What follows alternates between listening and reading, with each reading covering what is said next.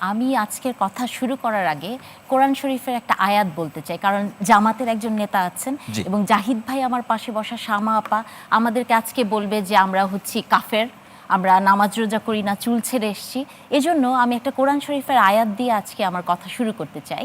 সূরাতুল সফে বলা হয়েছে, হে বিশ্বাসীগণ, তোমরা কেন এমন কথা বলো যা তোমরা নিজেরাই মেনে চলো না, যা তোমরা যা করো না তোমরা তা বলো, আল্লাহর কাছে এটি অত্যন্ত অপছন্দের।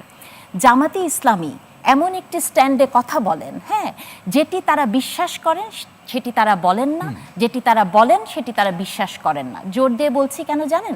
এই যে পিয়ারের কথা শামাপা যে প্রসঙ্গটি তুললেন, বা উনারা যে ক্যান্ডিডেট দিয়েছেন, আপনি কি জানেন ক্যান্ডিডেট তো একদম প্রথম থেকে দেয়া আছে।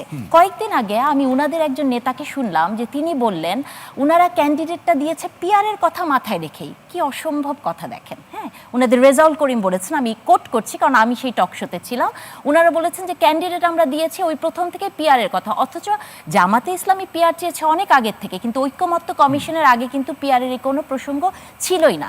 ভাই আমার একটা কথা বললেন যে পিয়ার উনারা চান প্রত্যেকের ভোটাধিকার মূল্য পাবে, এজন্য প্রত্যেকের ভোটাধিকার যদি মূল্য পায়, প্রত্যেকের মতামত মূল্য পাবে না। আমরা যদি আজকে জামাতের এগেইনস্টে কোনো একটা কথা বলি, ধরুন সেটা জামাতের এগেইনস্টেও নয়, আমি মনে করছি, এবং সেটা যদি কোনো না কোনোভাবে বিএনপির দিকে চলে যায়, আপনার অবস্থা খুবই খারাপ। আমি নিজে ব্যক্তিগত অভিজ্ঞতা থেকে বলছি যে এই কয়দিন যা গেছে, যে জামাতের লোকজন বা অনেকেই এমন ট্যাগিং দেয়, এমন অশ্লীল কথা লেখে, হ্যাঁ, এটি খুব দুঃখ ভারাক্রান্তে বলছি। এবং তার সাথে এটিও বলছি, আমরা টকশো করার পরে যেসব হুমকি পাই, সেসব হুমকিগুলো ইমেলে দেওয়া হয় এবং তাতে এই বিষয়গুলো নিয়ে কথা বলার কারণে কোনো হুমকি আসছে?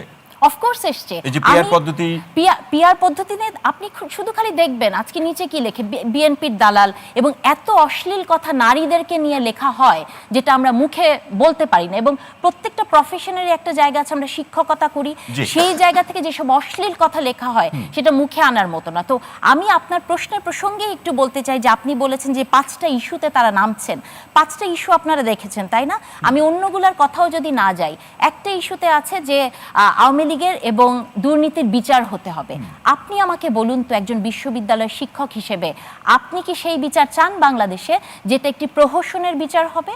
আপনি কি চান না যে শেখ হাসিনার বিচারটা এমন করে হবে যে উনি একজন অপরাধী হিসেবেও তার একজন আইনজীবী থাকবে, এবং সেই বিচারটা এমন করে হবে যে যাতে 2 বছর পরে কেউ না বলতে পারে যেটা একটি প্রহসনের বিচার? সরকার তো বলছে, আপনার এই প্রসঙ্গে আমি একটু লাইন যুক্ত করি, সরকার তো বলছে এই বিচারটা হবে আসলে দৃষ্টান্তমূলক, এই অর্থে যেটা নিয়ে কোনো প্রশ্ন থাকবে না। হ্যাঁ, তাহলে যদি প্রশ্ন না থাকে, এই বিচার শেষ করে কি ইলেকশন হওয়া সম্ভব? আপনার কি তাই মনে হয়?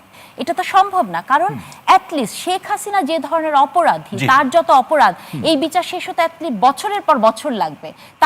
তাহলে কি ইলেকশনটা বছরের পর বছর থেমে যাবে? এবং এই যে বললাম না, এখন এই মুহূর্তে বিএনপির দালাল এবং অসম্ভব আজে বাজে কথা এখনই আপনি দেখবেন।